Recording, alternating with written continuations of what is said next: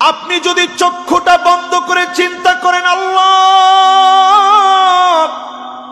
দুইটা চোখ আপনি দিলেন, এই দুইটা চোখ দিয়ে কত কত খারাপ খারাপ মুভি দেখেছি, ব্লু ফিল্ম দেখেছি, পর্নো মুভিতে আসক্ত হয়েছি।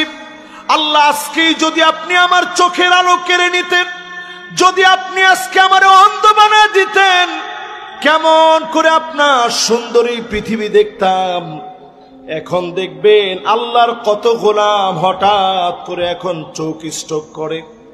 আগে যেমন ব্রেন স্ট্রোক করত, হার্ট অ্যাটাক হতো, চোখ স্ট্রোক করে, আই স্ট্রোক করে চোখে দেখে না। প্রতিনিয়ত মনে করবেন কত জনের চোখ নষ্ট হয়ে যায়, এটা মনে করে আল্লাহর কাছে কাঁদবেন। অবশ্যই যিনি আপনার চোখের দৃষ্টি ভালো বানায় দিবেন তিনি কে?